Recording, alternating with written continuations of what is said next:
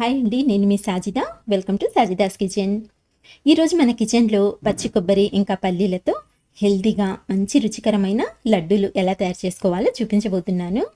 చాలా సాఫ్ట్గా, తిన్న కొద్దీ ఇంకా తినాలనిపించేలా చాలా బాగుంటాయి. ఇంట్లో పచ్చి కొబ్బరి ఉన్నట్లయితే ఏమాత్రం ఆలోచించకుండా మీరు కూడా ఇలా లడ్డూలు చేసేయండి. ఇంకా ఎప్పుడు పచ్చి కొబ్బరి ఉన్నా సరే ఇవే గుర్తుకొస్తాయన్నమాట. అంత టేస్టీగా అయితే ఉంటాయండి. నోట్లో వేసుకుంటే ఇట్టే కరిగిపోతాయి.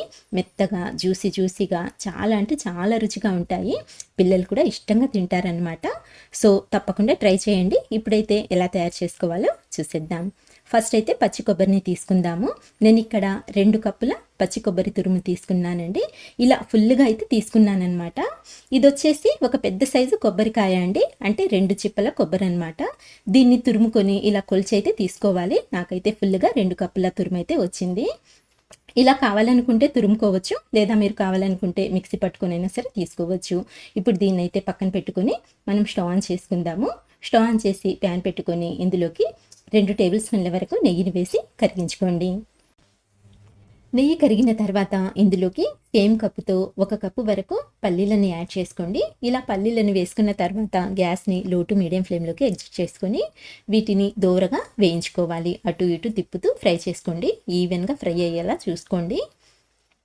ఇక్కడ చూస్తున్నారు కదండి, ఇలా మంచి కలర్ రావాలన్నమాట. అలాగే ఇవి కాస్త చిటపటలాడి కొంచెం పగుళ్ళు అనేవి వస్తాయండి. సో అంతవరకు అయితే ఫ్రై చేసుకోవాలి. ఇక్కడ చూడండి, ఈ విధంగా అనమాట. సో ఇలా ఫ్రై చేసుకున్న ఈ పల్లీలను అయితే ఒక ప్లేట్లోకి తీసుకుని పూర్తిగా చల్లారేంత వరకు కాసేపు అలా పక్కన పెట్టేయండి. ఇవి పూర్తిగా చల్లారిన తర్వాత ఇప్పుడైతే వీటిని మనం ఒక మిక్సర్ జార్లోకి ట్రాన్స్ఫర్ చేసుకుందాము. చిన్న జార్ తీసుకున్నట్లయితే సరిపోతుందండి. ఇలా జార్లోకి వేసుకున్న తర్వాత ఈ పల్లీలని ఒకసారి మిక్సీ పట్టుకొని తీసుకోవాలన్నమాట. అలాగే ఇక్కడ మరీ మెత్తగా కాకుండా మరీ ఎక్కువగా గ్రైండ్ చేసుకున్నట్లయితే పేస్ట్ లాగా అయిపోతుందండి. అలా కాకుండా ఇలా మనకు పౌడర్ లాగా ఉండాలన్నమాట.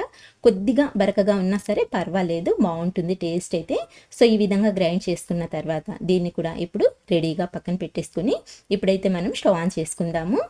స్టవ్ ఆన్ చేసుకొని ఒక గిన్నె పెట్టుకుని ఇందులోకి ఏ కప్పుతో అయితే మనం కొబ్బరి తీసుకున్నామో సేమ్ అదే కప్పుతో 2 కప్పుల వరకు బెల్లం తురుముని యాడ్ చేసుకోవాలి. ఇప్పుడు ఇందులోకి 3/4 కప్పు వరకు నీళ్ళని వేసుకొని గ్యాస్ని మీడియం ఫ్లేమ్లో పెట్టుకొని ఈ బెల్లాన్ని మధ్య మధ్యలో కలుపుకుంటూ కరిగించుకోవాలి. ఇక్కడ మనం తీసుకున్న 2 కప్పుల కొబ్బరి, 1 కప్పు పల్లీలకి 2 కప్పుల బెల్లం అయితే స్వీట్నెస్ అనేది కరెక్ట్గా సరిపోతుందండి.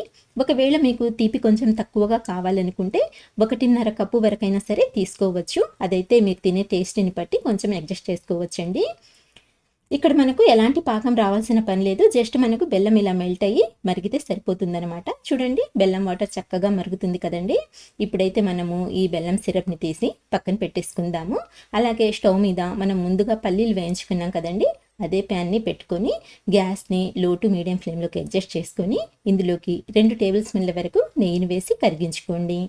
నెయ్యి కరిగిన తర్వాత కొన్ని జీడిపప్పు పలుకులు, కొన్ని బాదం పప్పు పలుకుల్ని వేసుకొని వీటిని లైట్ గోల్డెన్ షేడ్ వచ్చేంత వరకు ఫ్రై చేసుకోవాలి. ఇక్కడ ఈ డ్రై ఫ్రూట్స్ అనేవి మీ ఇష్టం అండి, మీకు నచ్చిన డ్రై ఫ్రూట్స్ని అయితే యాడ్ చేసుకోవచ్చు. ఇలా డ్రై ఫ్రూట్స్ వేయడం వలన టేస్ట్ అనేది చాలా బాగుంటుందన్నమాట. సో ఈ డ్రై ఫ్రూట్స్ని ఇలా లైట్ గోల్డెన్ కలర్లోకి ఫ్రై చేసుకుంటే సరిపోతుందన్నమాట. ఇప్పుడైతే మనము ఈ కొబ్బరి తురుముని కూడా ఇందులోకి యాడ్ చేసేసుకుందాము. ఇలా కొబ్బరి తురుము వేసుకున్న తర్వాత లో టు మీడియం ఫ్లేమ్ మీదే జస్ట్ ఒక 2 నిమిషాల వరకు ఫ్రై చేసుకోవాలి. ఎక్కువసేపు ఫ్రై చేయాల్సిన పనే లేదండి, జస్ట్ ఒక 2 నిమిషాల పాటు ఫ్రై చేసుకుంటే సరిపోతుందన్నమాట. అటు ఇటు తిప్పుతూ చక్కగా ఫ్రై చేసుకోండి. చూడండి, ఈ విధంగా ఫ్రై చేసుకున్న తర్వాత ఇందులోకి మనం ముందుగా గ్రైండ్ చేసి పెట్టుకున్న ఈ పల్లీల పౌడర్ని అయితే యాడ్ చేసుకోవాలి.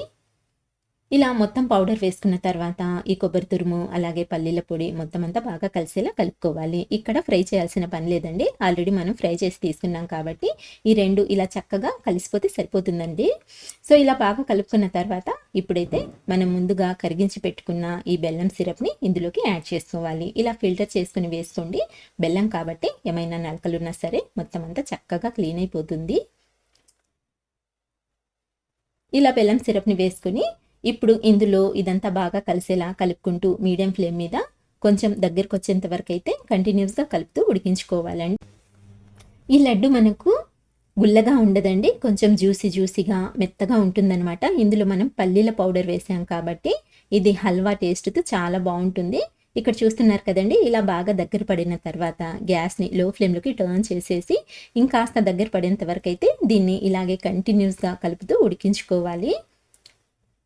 ఇలా ప్యాన్ నుంచి సపరేట్ అయ్యేంత వరకు అయితే మనము ఈ మిశ్రమాన్ని ఉడికించుకోవాలండి. ఇదే విధంగా ఎప్పుడైతే ఇలా ప్యాన్ నుంచి సపరేట్ అయ్యి ఉండలాగా ఫామ్ అవుతుందో, అలాగే ఇందులో నుంచి నెయ్యి రిలీజ్ అవ్వడం స్టార్ట్ అవుతుందో ఆ స్టేజ్ వరకు అయితే ఇలాగే ఉడికించుకోవాలండి. ఇక్కడ గమనించి చూస్తున్నారు కదండి, ప్యాన్ నుంచి ఎలా సపరేట్ అవుతుందో అలాగే నెయ్యి కూడా మనకు రిలీజ్ అవ్వడం స్టార్ట్ అయ్యింది. సో ఇప్పుడు ఇందులోకి మంచి ఫ్లేవర్ కోసం కొద్దిగా యాలకుల పొడిని కూడా యాడ్ చేసుకొని ఈ యాలకుల పొడి కూడా ఇందులో బాగా కలిసేలా చక్కగా కలిపేసుకోండి. ఇలా అంతా బాగా కలుపుకున్న తర్వాత ఇప్పుడైతే స్టవ్ ఆఫ్ చేసేసుకొని మనం దీన్ని పక్కకు తీసుకొని వేరొక ప్లేట్లోకి ట్రాన్స్ఫర్ చేసుకుందాము. నేను ఇక్కడ ప్లేట్కి ఫస్టే కొద్దిగా నెయ్యిని గ్రేస్ చేసి పెట్టుకున్నానండి. ఇందులోకి ఈ మిశ్రమాన్ని ట్రాన్స్ఫర్ చేసుకొని లైట్గా స్ప్రెడ్ చేసుకొని కాస్త చల్లారేంత వరకు ఒక 10 నిమిషాల పాటు పక్కన పెట్టేయండి. చూడండి, ఇది పూర్తిగా చల్లారిపోలేదండి, కొంచెం గోరువెచ్చగా ఉందనమాట. సో ఇలా గోరువెచ్చగా ఉన్నప్పుడే మనం ఇందులో నుంచి కొద్దిగా మిశ్రమాన్ని తీసుకొని ఏ సైజులో కావాలనుకుంటే ఆ సైజులో ఉండల్లాగా చేసుకోవచ్చు అనమాట. అంతేనండి, చాలా ఈజీ. టేస్ట్ అయితే సూపర్గా ఉంటుంది, సాఫ్ట్గా మెత్తగా ఉంటుందండి. చెప్పాను కదండి, ఇందులో పల్లీలు వేసాను కాబట్టి ఇది మనకు గుల్లగా అయితే ఉండదు, ఇలా సాఫ్ట్గా హల్వా లాగా ఉంటుందన్నమాట. టేస్ట్ అయితే చాలా బాగుంటుంది. పిల్లల నుంచి పెద్దవాళ్ళ వరకు అందరూ ఇష్టంగా తింటారు. ఒకసారి తప్పకుండా ట్రై చేయండి, బాగా నచ్చుతుందండి. అలాగే ఫ్రెండ్స్, మీకు రెసిపీ నచ్చినట్లయితే లైక్ చేయటం అయితే మర్చిపోవద్దు. మరిన్ని టేస్టీ రెసిపీస్ కోసం మన ఛానల్ని మర్చిపోకుండా సబ్స్క్రైబ్ చేసుకోండి. ఇంకొక మంచి రెసిపీతో మళ్ళీ కలుస్తాను. అంతవరకు బాయ్ అండి. Thank you for watching.